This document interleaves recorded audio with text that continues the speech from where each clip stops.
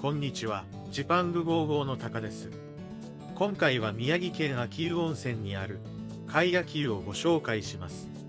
界では珍しいラウンジも備えており、ゆっくりした時間を過ごせるお宿です。そんなお宿のアクティビティやラウンジなどをたっぷりご紹介します。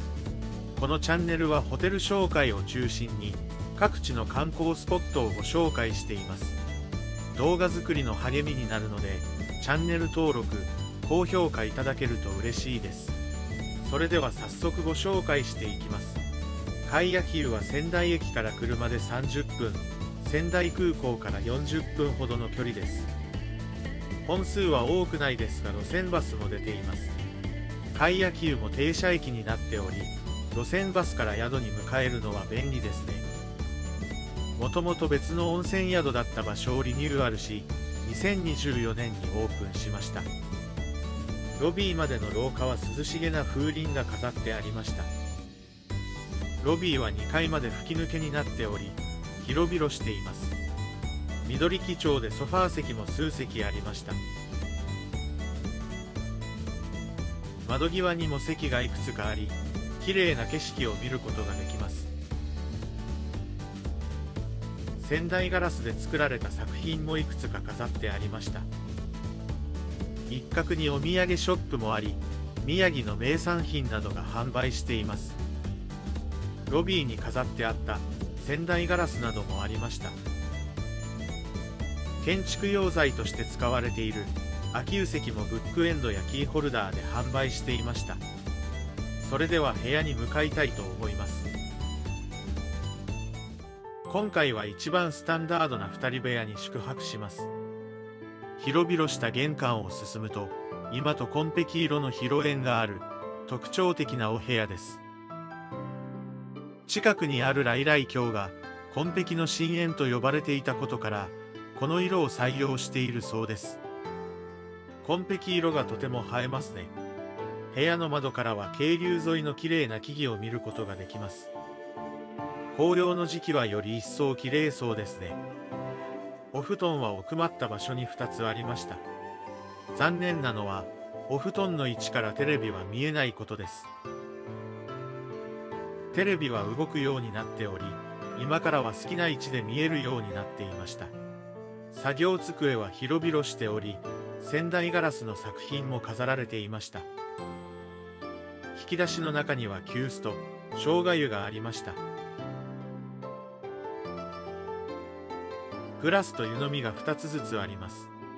冷蔵庫の中には無料のお水と有料のビール、甘酒、ジュースがありました。お水はなくなれば自身で給水器に補充しに行きます。クローゼットには上着、浴衣の用意がありました。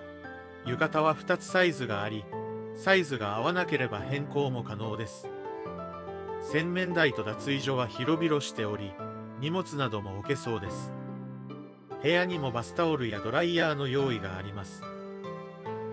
アメニティは風呂敷の中に入っていました。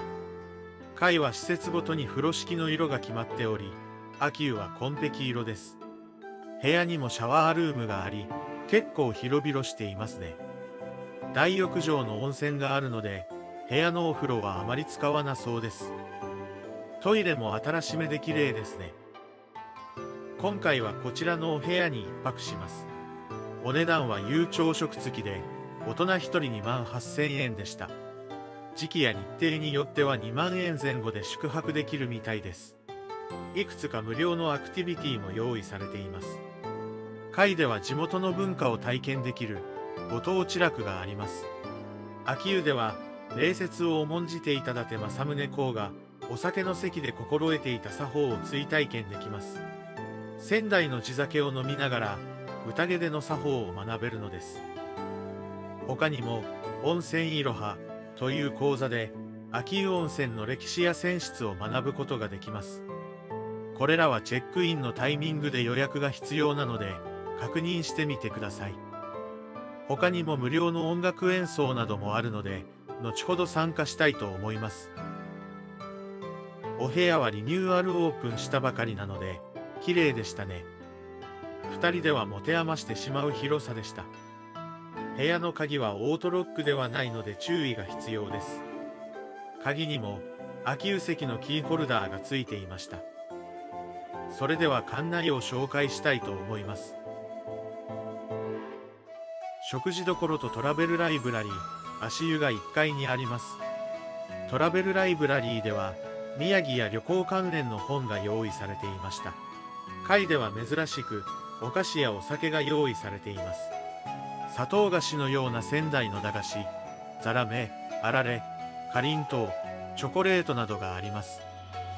冷やしてある炭酸水、赤ワイン、アップルワイン、ブラックニッカリッチブレンドなどのお酒もあります。カフェインレスのコーヒー、ハーブティーなどもありますね。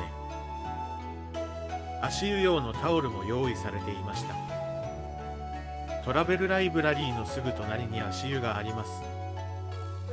奥には外の景色を見ながらゆっくり過ごせるテラス席があります。渓流の音とそよ風で心地よい時間が過ごせそうです。紅葉だとかなり綺麗そうな景色ですね。足湯は程よい温度でした。席が向かい合わせなので混んでいると少し狭さを感じるかもしれません。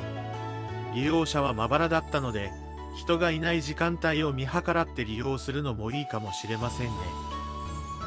テラスの座席下も足湯になっているかと思ったらなっていませんでした。今日は曇り空でしたが十分綺麗な景色を見ながら茶菓子やお酒を楽しむことができました。お酒に日課が置いてありましたが近くに蒸留所があるみたいです。無料の館内見学や試飲などができるみたいなので気になる方は立ち寄ってみてください。続いて温泉施設をご紹介します。大浴場は別館にあり廊下を渡って移動します。ここが地味に距離がありましたね。温泉は内風呂が2つ、露天風呂が1つありました。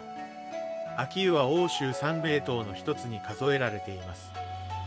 消毒作用のあるメタホウ酸を豊富に含んでおり肌荒れや傷の悪化を抑えてくれるそうです。大浴場前の湯上がりどころではゆっくり一息できるスペースになっています。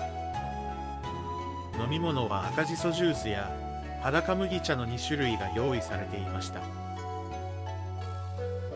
アイスキャンディーもあり数種類から味を選べます。スペースや座席もそこそこあり湯上がりの涼む場所としてはとても良かったですね。温泉はそんなに広くなかったので人が多いと少し混み合うかもしれません。ただ泉質もよく気持ちよく入ることができました。続いて夕飯をご紹介します。会場は半個室になっているので周りを気にせず食事をすることができます。大名気分を味わえる懐石料理です。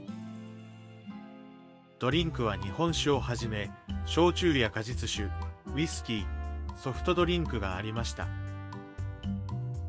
ラインナップはこんな感じです。先付けからデザートまで料理の品数は多そうです。大名の食事のように赤い御膳で提供されました。先付けは牛テールのディックと仙台麩です。器を乗せる台には伊達政宗の陣羽織に使用されていた五色乱れ星があしらわれています。パンではなくお麩につけて食べるのが面白いですね。牛テールは味がしっかりついていて美味しかったです。その後椀物の卵かき、崩落盛りと続きます。八寸には合鴨やサンマを使った料理が並んでいます。お作りは本マグロとサーモンが用意されていました。お刺身は脂が乗っていてとても美味しかったです。仙台は海も近いので海鮮市場なども有名みたいです。崩落盛りの八寸も料理が一品一品しっかり作ってあり美味しかったですね。続いて揚げ物、フカヒレの利休鍋と続きました。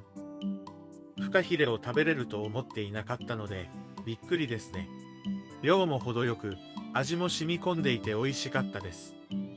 部屋は半個室ですが、あまり話し声も聞こえず、ゆっくり話をしながら食べることができました。メインは牛タンの柔らか煮と白米です。牛タンはビーフシチューのような味付けで、ご飯とよく合っていました。牛タンの味が濃いので、量が少なくても十分お腹にたまりました。他の階に泊まった際は、ご飯を土鍋で炊いていたのですが、ここはそうじゃなかったですね。おかわりは係の方を呼ぶ必要がありますが、何杯でもお願いできるみたいです。最後のデザートは、ずんだを使った蔵王ヨーグルトです。さっぱりしているのに、ずんだの味がしっかりしていて、美味しかったですね。宮城らしいデザートだなと思いました。種類や量も多く、食事は十分でした。それでは夕飯の後に予約したご当地楽に参加したいと思います。ご当地楽は1日数回開催され、1回で12人前後参加されていたと思います。ロビー横の会場で行われ、お酒の飲めない方には甘酒が振る舞われます。伊達政宗の陣羽織に見立てた上着を着て中に入ります。中では宴の準備が整っていました。ではですね、こちら勝ち色の間でございます。勝ち色とは正面の壁の藍色のことでございます。勝負ごとに勝つ色として験担ぎで使用されます。かの伊達政宗公が戦場で使っている旗、こちらもですね、この勝ち色に金の日の丸でございます。それではですね、皆さんこちらの勝ち色の間ご堪能いただけた方から、草履を脱いでぜひお座敷の上にお上がりください。机にはおつまみと杯が用意されていました。伊達政宗公の豆知識、お酒を飲む心得、注ぎ方、乾杯温度などいろいろ教えてもらいながらお酒を飲みます。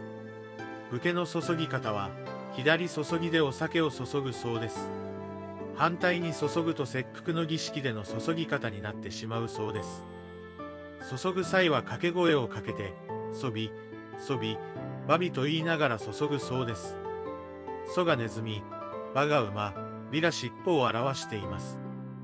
ネズミの尻尾のように細く、最後に馬の尻尾のように大きく注ぐそうです。また杯は左手で飲むそうです。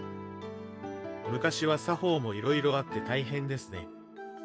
おつまみはからし味噌のようなものを海苔で包んでおり、お酒にすごく合っていました。作法を学ぶ時間が長かったので、お酒を飲む時間は少し短めでした。それでも当時の雰囲気や新しい知識を知れたので、楽しい宴でしたね。皆さんも時間が合えば参加してみてください。続いて、夜の生演奏に参加しました。演奏は篠笛で、いろんなレパートリーの曲を演奏してくれました。アラジンのホールニューワールドや中島みゆきの糸を演奏してくれました。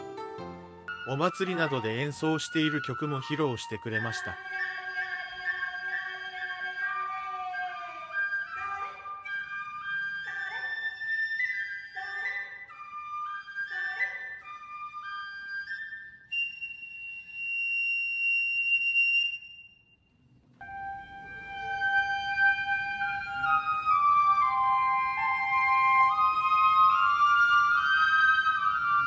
綺麗な生演奏が聴けるので、よかったら参加してみてください。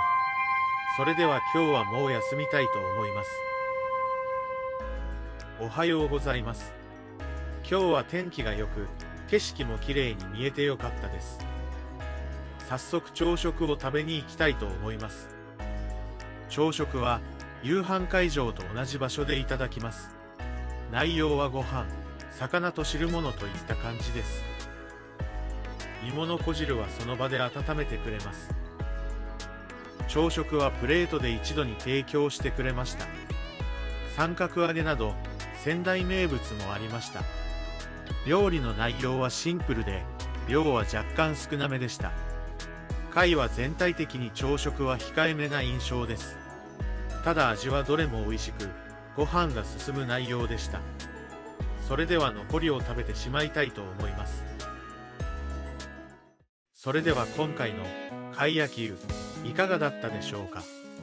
自然と仙台藩の名残を感じられる温泉宿でしたね。皆さんも秋湯を訪れる際は宿泊を検討してみてください。今回の動画が少しでも皆さんの旅行に役立てられたら嬉しいです。動画作りの励みになるのでチャンネル登録、高評価、スーパーサンクスをお願いします。最後までご視聴いただきありがとうございました。それではまた次回動画でお会いしましょう。さようなら。